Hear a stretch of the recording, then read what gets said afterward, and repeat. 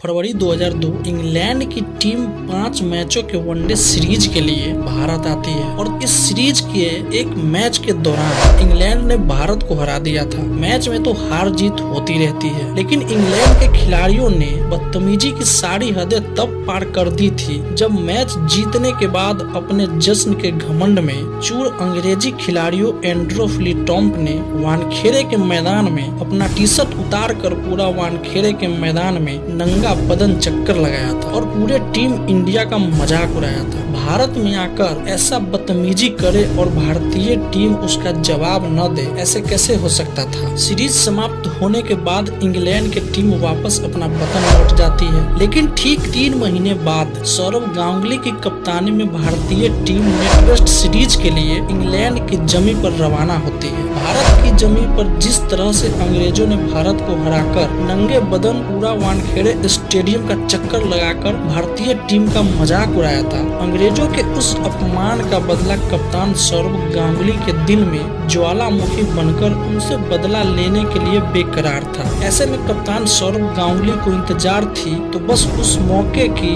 जो कप्तान सौरव गांगुली के लिए मौका के साथ साथ दस्तूर भी लेकर आया था। नेटवेस्ट का यह सीरीज 3 देशों के बीच में खेला जा रहा था, जहां शुरुआत से ही भारतीय टीम शानदार प्रदर्शन करते हुए फाइनल में दस्तक देती है और फाइनल के मैच में भारत के सामने थी इंग्लैंड की मजबूत टीम और उनके सर पे चढ़ा हुआ घमंड। ये मैच इंग्लैंड अपने घरेलू मैदान पे यानी कि लंदन में खेल रही थी। लंदन में खेलने के कारण इंग्लैंड का जो घरेलू सपोर्ट होता है वो पूरा का पूरा लंदन इंग्लैंड के समर्थन में स्टेडियम में भर गया था। इसी बीच दोनों टीम के कप्तान टॉस के लिए बीच मैदान पर आते हैं और यहाँ पर पहली बाजी अंग्रेजों ने मारी। अंग्रेजों ने यहाँ पे टॉस जीतकर पहले बल्लेबाजी करने का फैसला किया। भारतीय तेज गेंदबाज इस मैच में कुछ खास कमाल नहीं दिखा पाए, जिसके कारण इंग्लैंड की पारी की शुरुआत करने आए मार्कस ट्रेस्कॉटी ने शतक ठोका और इसके बाद फिर मध्य क्रम में नासिर हुसैन ने ताबड़तोड़ 115 रनों की पारी खेली,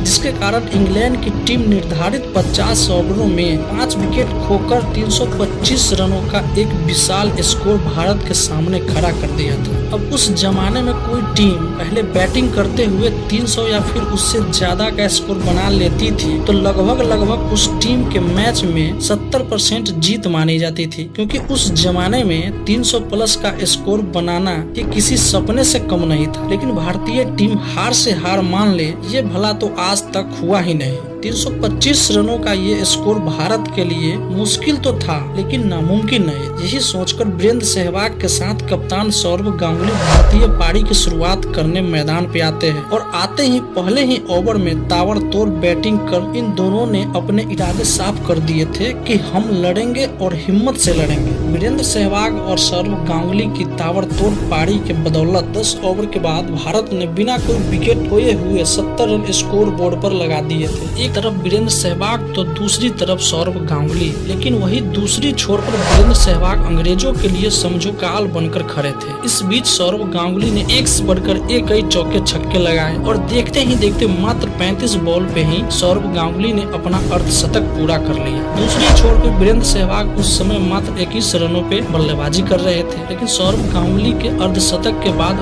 वीरेंद्र सहवाग ने भी अपने हाथ खोल दिए थे और अब दोनों छोरों से वीरेंद्र सहवाग और सौरव गांगुली अंग्रेजों की कुटाई करने में लग जाते हैं। देखते ही देखते अब भारत का स्कोर बहुत ही तेजी से आगे बढ़ने लगा और पारी के मात्र 13वें ओवर में भारत ने अपने 100 रनों का स्कोर पार कर लिया था। अब तक भारत के लिए सब कुछ अच्छा चल रहा था और इन दोनों बल्लेबाजों के बीच 109 रनों की पार्टनरशिप भी हो चुकी थी, लेकिन तभी पारी के 15वें ओवर में सौरव गांगुली के रूप में भारत को पहला झटका लगता है। सौरव गांगुली का विकेट गिरना भारत के लिए एक बहुत बड़ा झटका था, क्योंकि सौरव गांगुली उस समय बहुत ही अच्छे फॉर्म में और बहुत ही अच्छे टच में दिख रहे थे और खुद कप्तान सौरव गांगुली चाहते थे कि वो एक बड़ी पारी खेले और आज किसी भी हाल में भारत का ये फाइनल मैच जिताकर वापस जाए। भारतीय टीम सौरव गांगुली के इस झटके से निकलने की कोशिश करती, उससे ठीक पहले ही भारतीय टीम को झटके पे एक और झटका झटका लगता है। अगले ही ओवर में सहवाग भी बोल्ड होकर पवेलियन लौट जाते हैं। पिछले 5 बॉल के अंदर ही भारत के दोनों ओपनर पवेलियन जा चुके थे, लेकिन मुसीबत की ये घड़ी भारत के लिए अभी कम कहां से होने वाली थी। भारतीय टीम के अगले बल्लेबाज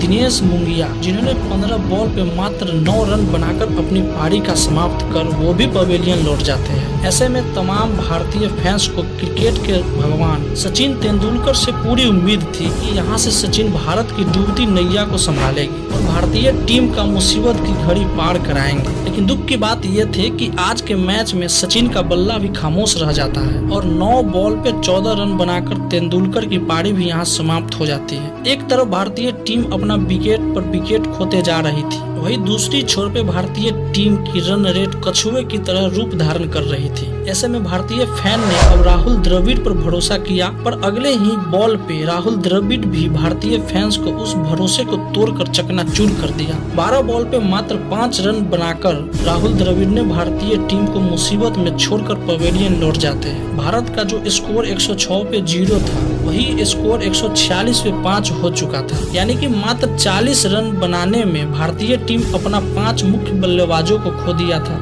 ऐसे में अंग्रेजों का जश्न अब और बढ़ गया था। अब तक भारतीय फैंस भी हार मान चुके थे।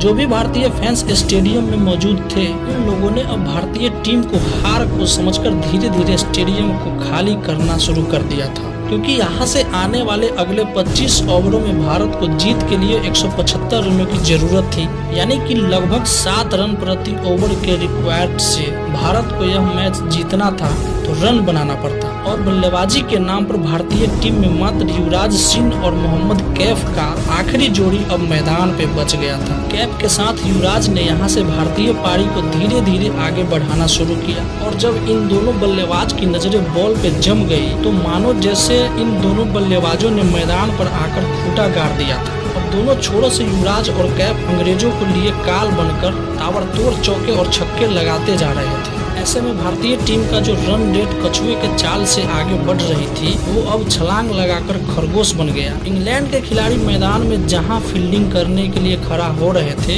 ये दोनों बल्लेबाज उनके अगल बगल या फिर उनके ऊपर से चौके छक्का का बरसात किए जा रहे थे। ऐसे में जिन लोगों को कान में ये खबर आई कि मैदान में तो युवराज सिंह और मोहम्मद कैफ का ताबड़तोड़ बल्लेबाजी चालू है, झट से लोगों ने अपना टीवी ऑन किया और देखा तो वह क्या नजारा था। दोनों बल्लेबाजों ने अगले कुछ ओवर में अंग्रेजों को ऐसी कुटाई की जो उस दिन की कोई भी अंग्रेजी बल्लेबाज कभी अपने सपने में भी याद नहीं करना चाहेगा। देखते ही देखते इन दोनों के बीच 120 रनों की पार्टनरशिप बनती है। युवराज और कैफ ने चौको छक्कों की एक बार फिर से भारतीय टीम के जीत की उम्मीद को जिंदा कर दिया था। भारतीय टीम ऐसा लग रहा था कि अब यहाँ से मैच जीत जाएगी, लेकिन तभी पारी के 42वें ओवर में युवराज सिंह आउट हो जाते हैं और 63 बॉल पे 69 रन का शानदार पारी भी यहाँ पर समाप्त हो जाती है। लेकिन भारत के लिए खुशी की बात ये थी कि दूसरी छोर पर मोहम्मद कैफ अभी नॉट आउट थे और शानदार फॉर्म में बल्लेबाजी कर रहे थे। युवराज के विकेट जाने के बाद भी कैफ अपने ऊपर थोड़ा भी दबाव नहीं आने दिया और अगले ही बॉल पे एक शानदार छक्का लगाकर अंग्रेजों को बता दिया कि अभी मैं हूँ और जब तक मैं हूँ भारत को ये मैच कभी हारने नहीं दूंगा। फिर क्या था, अगले एक और बॉल में एक और शानदार छक्का, बैक टू बैक लगातार 2 छक्कों से भारतीय फैंस फिर से झूम उठा और भारतीय टीम के जीतने की उम्मीद यहाँ पर एक बार फिर से जिंदा हो जाती है। जब भारत को इस मैच को जीतने के लिए 22 बॉल में 24 रनों की जरूरत थी, तभी दूसरी छोर पर हरभजन सिंह बोल्ड होकर पवेलियन लौट जाते हैं। ऐसे में एक छोर पर मोहम्मद कैफ ने पारी को संभाले हुए थे, लेकिन दूसरे छोर पर विकेट गिरते जा रहा था। हरभजन ने विकेट के साथ ही भारतीय टीम अपना 8 विकेट खो चुके थे। ऐसे में मोहम्मद कैफ का साथ देने यहाँ पर अनिल कुंबले आते हैं। अनिल कुंबले से बस ये उम्मीद थी कि वो बस एक सिंगल लेकर कैफ को स्ट्राइक दे दे और बाकी का सारा काम तो कैफ कर ही देंगे। लेकिन दुर्भाग्य से यहाँ पर अनिल कुंबले बिना खाता खोले ही पवेलियन लौट जाते हैं। लेकिन आखिरी में सिंगल देने का काम जो है वो जहीर खान ने किया और कैफ ने एक शानदार चौका लगाकर आखिरी ओवर में रिक्वायर्ड को सिर्फ 2 रन पे ला दिया और फिर आखिरी ओवर में जहीर खान के विजय शॉट के साथ भारत ने ये मुकाबला 3 बॉल से जीत लिया। भारत नेटवेट सीरीज का ये ट्रॉफी जीत लिया था, लेकिन अभी बाकी था गांगुली का सेलिब्रेशन और बाकी था फिल्टॉफ के उस बहसबाजी का जवाब देना फिर क्या था, गांगुली ने उतारी अपनी शर्ट और हवा में उड़ाते हुए चिल्लाकर जोर से कहा कि ये देख फिलटॉप, अब हुआ हमारा हिसाब बराबर। गांगुली के इस सेलिब्रेशन का वीडियो तब बहुत तेजी से वायरल हुआ था और आज भी गांगुली का उस सेलिब्रेशन का फोटो जब भी कोई हिंदुस्तानी फैंस देखता है तो उसको सीना गर्व से चौड़ा हो जाता है। दोस्तों, ये वीडियो आपको अगर थोड़ी सी भी पसंद आई हो या फिर अच्छी लगी हो तो प्लीज वीडियो को लाइक कीजिए, शेयर कीजिए और चैनल पे नए हैं तो चैनल को सब्सक्राइब जरूर करें। मिलते हैं एक और शानदार वीडियो में, तब तक के लिए जय हिंद।